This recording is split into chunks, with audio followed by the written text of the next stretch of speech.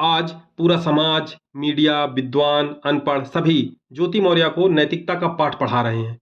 कोई घीसू यानी मनीष दुबे की बात ही नहीं करता क्योंकि वो एक पुरुष है और हमारा सभ्य समाज यह मानता है कि अगर एक पुरुष व्यभिचार करे तो स्वीकार्य है, क्योंकि यह तो हम पौराणिक काल से ही सुनते आ रहे हैं। और अगर कोई स्त्री इस कार्य में लिप्त पकड़ी गई तो वह पूर्णतः त्याग। हमारा सिद्धांत विहीन और बेशर्म मीडिया इस मौके का फायदा उठाने से कैसे पीछे रहता। रसिया यूक्रेन वार की ही तरह नाना प्रकार की मनगढ़ंत कहानियां लोगों को मसाला लगाकर परोसी जा रही हैं। मुझे तो हैरानी तब हुई जब मशहूर ऑनलाइन टीचिंग प्लेटफॉर्म्स भी इस मुद्दे को भुनाने में पीछे नहीं हटे और उन्होंने भी इसे सनसनीखेज तरीके से परोसा और बेचा। वैसे तो यह मामला पति पत्नी के बीच का है, पर ओहदे की गर्मी और विश्वासघात की आग के बीच जिस तरह से दोनों सार्वजनिक रूप से एक दूसरे से लड़ रहे हैं और खुलासे कर रहे हैं, वो चर्चा का विषय है। एसडीएम ज्योति मौर्य का एक वीडियो भी सोशल मीडिया में वायरल हो रहा है, जिसमें वो अभद्र भाषा का इस्तेमाल करती हुई सुनी जा सकती हैं। कई लोगों का तो यह भी कहना है कि इस लड़की ने उन सभी लड़कियों के लिए कामयाबी के दरवाजे बंद कर दिए हैं जो शादी के बाद ससुराल में पढ़ लिख कर अपना कैरियर बनाना चाहती थी। मेरी इस मुद्दे पर वीडियो बनाने की इच्छा बिल्कुल न थी, पर बेशर्मी, अराजकता और मीडिया ट्रायल के बीच सभी पक्षों की पृष्ठभूमि एवं संपूर्ण घटनाक्रम का विश्लेषण कर एक निष्पक्ष, संवैधानिक एवं तार्किक विश्लेषण रखना मुझे जरूरी लगा। सवाल ये उठता है कि आलोक मौर्य सूर्यवंशम का हीरा ठाकुर है या प्रेमचंद्र के कफन का माधव। इस सवाल का जवाब पाने के लिए हमें एसडीएम ज्योति मौर्य, उनके पति आलोक मौर्य और पूरी फिल्म के विलेन डिस्ट्रिक्ट होमगार्ड के कमांडेंट मनीष दुबे हैं कौन, ये जानना पड़ेगा। नंबर 1 पर हैं ज्योति मौर्य। इनका जन्म बनारस के एक गांव में हुआ। ये पढ़ाई में शुरू से ही मेधावी छात्रा थी और अधिकारी बनने का सपना रखती थी। इनका विवाह 2010 में पंचायत राज विभाग में पदस्थ आलोक मौर्य से हुई और विवाह के समय ज्योति ग्रेजुएशन कर रही थी। ग्रेजुएशन के बाद ज्योति ने यूपीपीएससी की तैयारी करने की इच्छा व्यक्त की। इनके पति ने भी सहयोग किया और इन्हें इलाहाबाद के एक कोचिंग संस्थान में दाखिला दिलाया। अपनी लगन और मेहनत के दम पर ज्योति ने यूपीपीएससी एग्जामिनेशन 2015 में न सिर्फ चयनित हुई बल्कि 16वीं रैंक हासिल की। टॉप रैंकिंग के दम पर इन्हें डिप्टी कलेक्टर का पद अलॉट हुआ और पहली बार इन्होंने 5 जुलाई 2016 को सब डिविजनल मजिस्ट्रेट एसडीएम या डिप्टी कलेक्टर जौनपुर का पदभार संभाला। अपनी सेवा के दौरान ज्योति ने प्रयागराज, कौसाम्बी, प्रतापगढ़, जौनपुर, लखनऊ में अपनी सेवाएं दी। वर्तमान में ज्योति बरेली चीनी शुगर मिल के जीएम यानी महाप्रबंधक के पद पर पदस्थ हैं।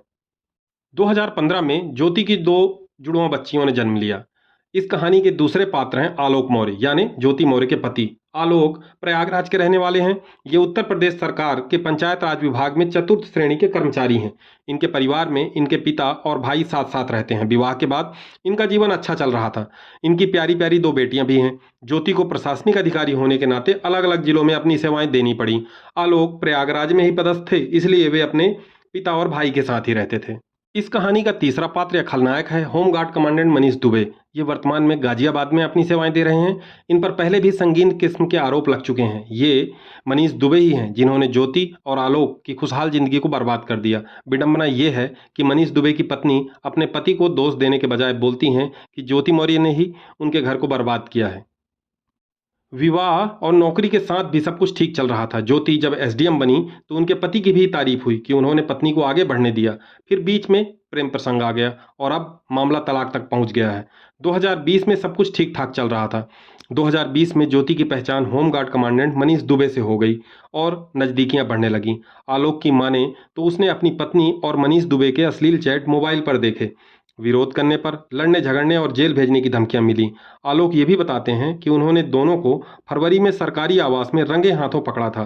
तभी से डिवोर्स के लिए दबाव बनाया जा रहा है और जान से मारने की धमकियां दी जा रही हैं।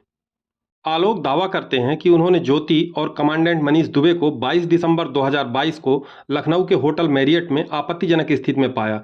तब आलोक के अनुसार ज्योति ने साफ साफ कहा था कि ये मेरा बॉयफ्रेंड है और दोनों ने मेरे ऊपर हमला कर दिया। आलोक कहते हैं कि उनकी पत्नी लंबे समय से कमांडेंट होमगार्ड के साथ अवैध संबंधों में लिप्त हैं और जब से मामला पूरी तरह से ओपन हो गया है तभी से तलाक के लिए दबाव बनाया जा रहा है और जान से मारने की धमकी दी जा रही है।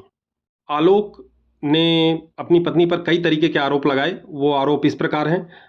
पत्नी पर कमांडेंट के साथ अवैध संबंध का आरोप, प्यार से तलाक न देने पर बर्बाद कर देने का आरोप, जान से मार देने की धमकी देने का आरोप, 376 के केस में फंसा देने की धमकी देने का आरोप एवं जाति सूचक शब्द इस्तेमाल करने का आरोप। जबकि मैडम के आरोप हैं मैडम का आरोप है कि उनके पति ने उनकी निजी चैट लीक की है। मैडम कहती हैं कि ससुराल वाले 50 लाख के दहेज की मांग करते हैं, साथ ही घर और गाड़ी की भी मांग कर रहे हैं। मैडम ने 7 मई 2023 को इस संबंध में दहेज प्रकरण में एक केस भी दर्ज करवाया है। वहीं आलोक अपने आप को असहाय पा रहे थे। आलोक जब प्रयागराज के धूमनगंज थाने में रिपोर्ट लिखाने पहुंचे तो एसओ ने अभियुक्त को अधिकारी होने का हवाला देकर केस दर्ज करने से ही मना कर दिया। आलोक सीएम योगी के जनता दरबार में भी गया और अपनी पत्नी और होमगार्ड कमांडेंट के साथ अवैध संबंध एवं उनके भ्रष्टाचार का दुखड़ा रोया। सीएम योगी ने कमांडेंट होमगार्ड के खिलाफ तो जांच के आदेश दे भी दिए थे। आलोक ने होमगार्ड मुख्यालय में भी शिकायत दर्ज कराई। पत्नी के खिलाफ कोई कार्रवाई होते न देख आलोक बौखलाने लगे और अपनी पत्नी की कानूनी गैर कानूनी हर तरीके से जासूसी करने लगे। आलोक मीडिया वालों से मिले जिन्हें मसाला चाहिए था और आलोक को चाहिए था प्रतिशोध। आलोक ने मीडिया वालों को एक डायरी दी जिसमें ज्योति के अवैध लेन देन की जानकारी थी। डायरी में ज्योति ने किससे कितना अवैध पैसा लेना है या किससे कितना पैसा मिला है का ब्यौरा रखती थी। डायरी के हिसाब से एक महीने में 6 लाख अवैध आवक की जानकारी थी।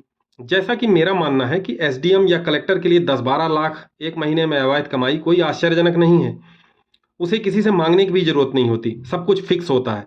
सब ठेकेदार, खान माफिया, कॉन्ट्रैक्टर या अधीनस्थ अधिकारी समय पर खुद ही पहुंचा जाते हैं। हाँ, अधिकारी को एक डायरी मेंटेन करनी पड़ती है जिससे याद रहता है कि कहीं से पैसा लेना बकाया तो नहीं रह गया।